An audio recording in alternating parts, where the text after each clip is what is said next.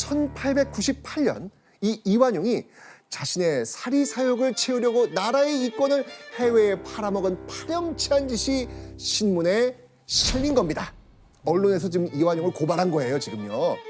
언론에서? 네, 어떤 내용이냐면요. 1895년 학부 대신, 그러니까 교육부 장관, 학부 대신 시절에 나라가 어려워 이 해외에 돈을 빌리게 됐을 때 그 일부를 빼돌려서 자신의 주머니 이렇게 채웠던 겁니다. 본색이 나왔네. 게다가요, 1896년 외부 대신, 외교부 장관. 네. 자, 이 외부 대신을 맡았을 때는요, 자신의 정적 기반인 미국에 뇌물 5만 달러를 받고 철도 부설권을 넘겼다는 그런 이야기도 있었습니다. 지금 많이 챙기고 계십니다, 지금. 자, 이걸로 끝일까요? 아닙니다. 이완용의 이 커리어를 뒤흔든 엄청난 횡령 스캔들이 또 터집니다. 아이고. 1898년 전북 관찰사로 새롭게 부임했던 이완용이 세금 20만 냥을 횡령했다는 혐의를 받고 조사를 받게 된 겁니다. 천냥 이런 건 들어봐도 20만 냥 이런 건 처음 들어봤거든요. 그러니까요. 어마어마할 것 같아요. 엄청난 겁니다. 그러니까. 당시 이완용을 아끼던 고종은 어떻게 했을까요? 관직에서 파면시켰습니다.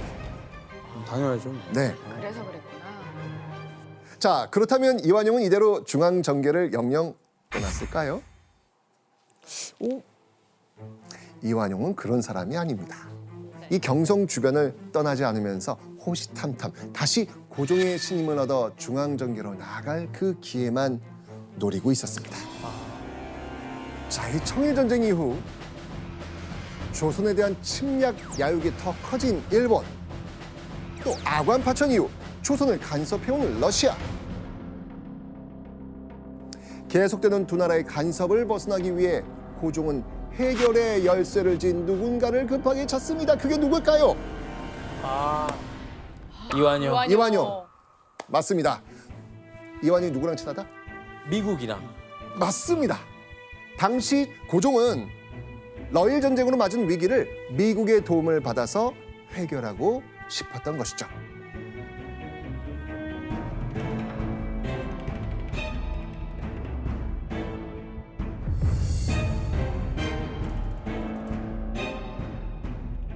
고종은 파직당한 이완용을 불러들입니다. 어떤 자리에 앉게 됐을까요? 고종의 직속 부서인 국내부의 특진관, 지금으로 치면 대통령실 보좌관으로 임명이 된 겁니다. 와. 가까운 곳에 있네요. 그렇죠. 완전 최측근. 고종의 완전 최측근. 자, 이제 다시 내가 그토록 바라던 내 세상이 다시 시작됐겠구나. 네. 이렇게 생각했겠죠? 네. 그런데 말입니다. 돌아온 지 3개월 만에 3개월 만에. 이완용은 해임됩니다. 왜요? 바로 이완용의 정치 활동을 반대하는 세력이 있었거든요. 일본을 배후에 두고 있는 친일파들이었습니다. 자, 그런데 친일파들은 왜 이완용을 경계했을까요? 그랬을까? 아까 고종의 아관 파천 도운 인물 누구? 이완용. 이완용.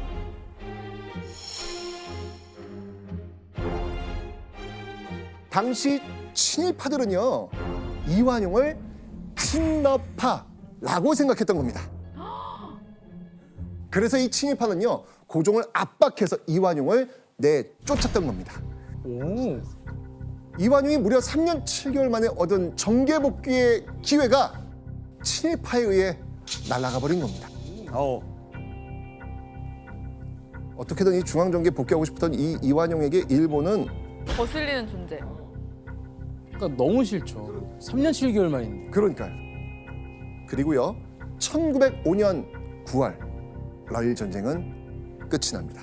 승자 어떤 나라? 일본. 일본. 이로써 대한제국에서는요, 러시아가 물러났고요, 완전히 일본 편이 됩니다. 자, 이 고종은 측근 세력을 동원해서 끝까지 어느 나라의 지원을 호소하려고 했을까요? 미국. 그렇죠. 미국의 이 지원을 호소하려고 합니다. 그런데 이런 상황에서 이 미국마저 일본을 지원하는 노선으로 입장이 바뀝니다.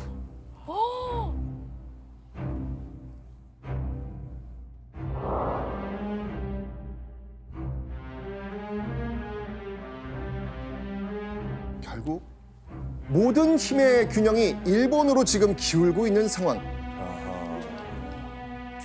그런 와중에 정말 충격적인 일이 벌어집니다. 고종이 신임하던 신하가 일본에 납치가 됩니다. 와. 그가 납치된 이유는요, 일본의 간섭과 침략의 끝까지 맞섰기 때문이었죠. 자, 이제 대한제국에서는요, 일본에 등 돌리면 아무리 직책이 높아도 목숨까지 위험해지는 겁니다.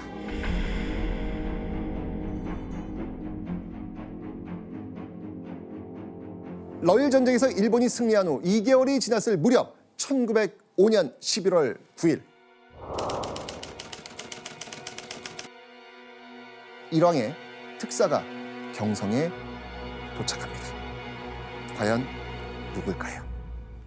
바로 이 사람. 누굽니까? 이토이. 네. 히로부미. 바로 일본의 초대 총리 되신 이토 히로부미. 자, 그가 서울 경성에 온 이유는 과연 무엇이었을까요? 바로 외교권을 일본이 차지한다고 국제적으로 공표할 수 있는 이 조약을 체결하기 위해서였습니다.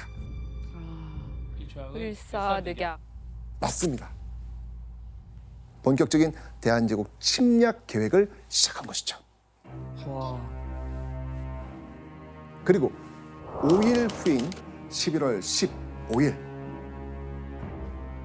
결국 고종과 이토 히로부미는 통역관을 대동하고 독대를 합니다. 그리고 이토 고종에게 충격적인 말을 합니다. 이렇게 이야기합니다. 승낙하시든 거부하시든 마음대로 하십시오. 그러나 만일 거부한다면 그 결과가 어찌 될 것인지 생각하셔야 합니다.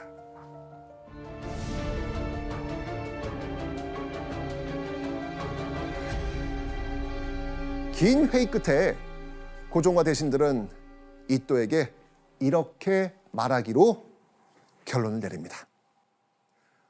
체결은 불가하다. 오. 안 된다. 네, 을사늑약은 절대 체결할 수 없다라고 반대의 뜻을 모은 겁니다. 이완용. 근데 이완용이 그러니까 이런 의견을 냈다는 게 조금 네. 신기한데 왜 그렇게 한 거예요?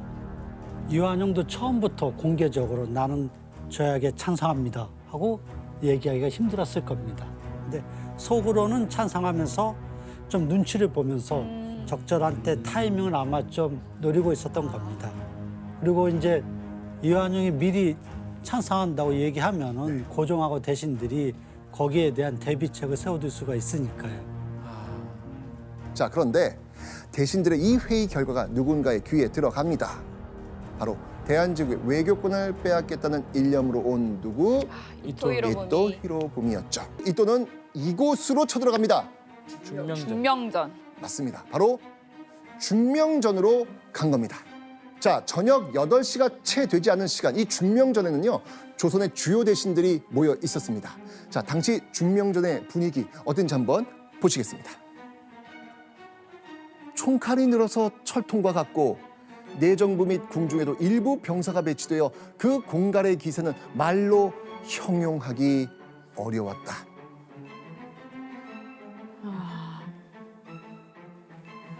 이런 상황에서 조약을 맺자는 얘기를 들으면 어떤 생각이 들 것 같습니까? 그러니까 일단 너무 공포스러울 것 같은 건 확실한 것 그렇죠. 같아요. 너무 공포고 이거 진짜 어떻게 해야 하지?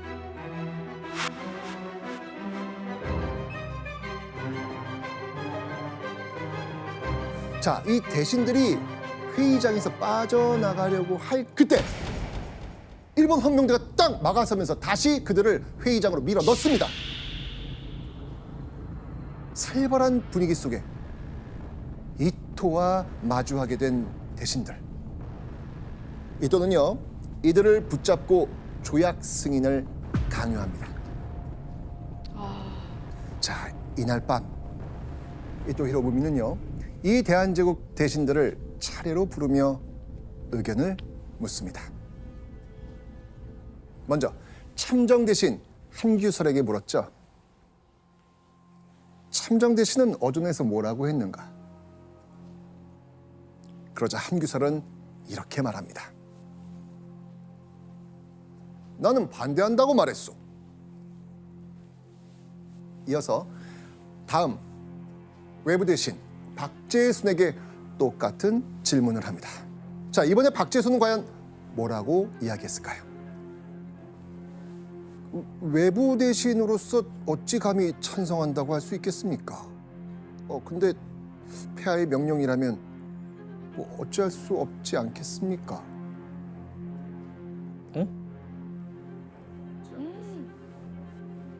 이러지도 저러지도 못한다면서 박재순이 말꼬리를 흐립니다. 자, 그러자 이토 뭐라고 이야기했을까요?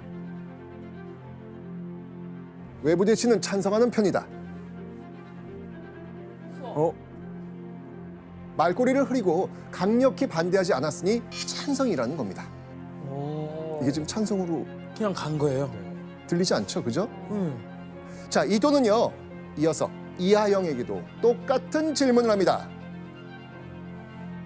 이하영은요, 정세를 운운하면서 확답하지 않습니다. 자, 그러자 이토 어떻게 했을까요? 이하영 찬성. 또 제멋대로 결정합니다. 대신들의 의견을 연이어 묻던 이토.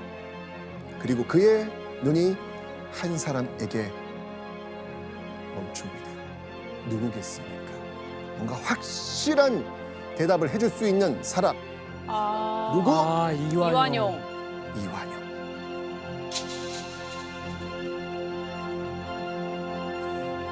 국력이 약한 우리가 일본의 요구를 거절할 수는 없습니다. 체결하는 것이 좋습니다. 이완용은 이토의 기대에 제대로 부응합니다. 이완용의 강력한 찬성. 자, 결국 이런 분위기에 휩쓸린 나머지 3명의 대신도 찬성표를 던집니다. 결국 8명의 대신 중 5명이 찬성합니다.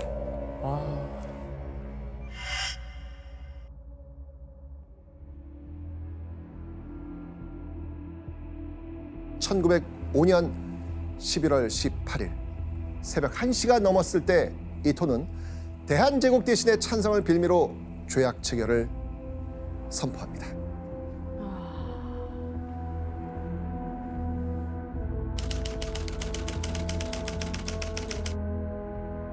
국가 간의 조약에 필요한 적법한 절차를 전혀 지키지 않았기 때문에 무효이고 불법한 조약이라고 할 수 있습니다. 자, 이 이완용의 적극 찬성으로 이루어진 을사늑약.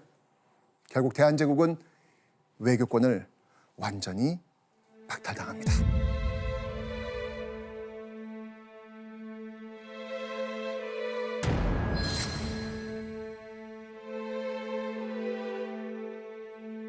결국 격분한 민중들은요, 조약 파기를 외치면서 황궁 앞으로 몰려옵니다.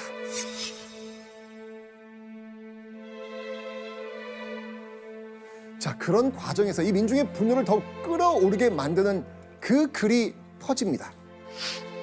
어떤 글이었을까요? 시일야 방성대곡 오늘 목노와 통곡하노라. 저 개 돼지만도 못한 소위 우리 정부의 대신이란 자들은 자기 일신의 영달과 이익이나 바라면서 위협에 겁먹어 머뭇대거나 벌벌 떨며 나라를 팔아먹는 도적이 되기를 감수했던 것이다. 원통하고 원통하다. 동포여, 동포여. 자, 당시 이완용이 한 말이 있습니다. 한번 보겠습니다. 조약의 취지를 이해하지 못한 어리석은 자들의 헛된 말입니다. 외교에 대한 문제만 잠깐 이웃나라에게 맡겨줬으나 나라가 부강해지면 돌려받으면 됩니다.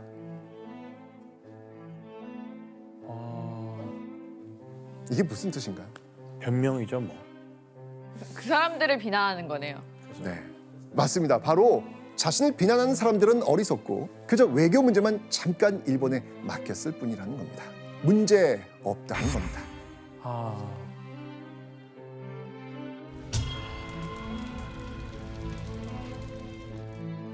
을사늑약 체결을 선언한 직후 일본이 제일 먼저 한 일 무엇이었을까요? 바로 조선을 철저하게 통치하고 감시할 통감부를 설치하는 일이었습니다. 아이고야. 1906년 3월 통감부로 온 초대 통감이 있습니다. 그 사람 누굴까요? 아, 최동아 이토 히로부미. 네. 맞습니다. 바로 이토 히로부미.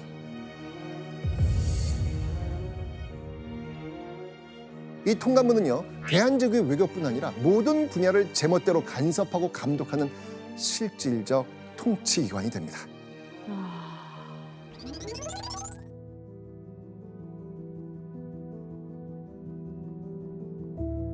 불합리한 상황에 분개하고 정의를 지키기보다는 어쩔 수 없는 상황이라고 합리화하면서 자신의 이익만을 줬던 이완용.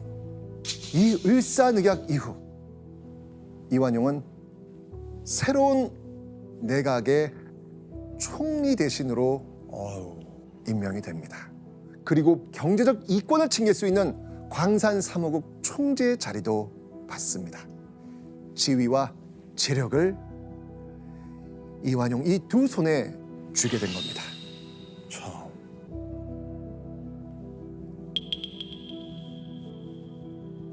그리고 이완용은요, 이토에게 충격적인 맹세를 합니다. 어떤 맹세지? 어떤 난관에도 좌절하지 않고 한국을 일본에 병합시키겠습니다. 이야. 철저하게 대한제국을 일본에 바치겠다는 맹세였습니다.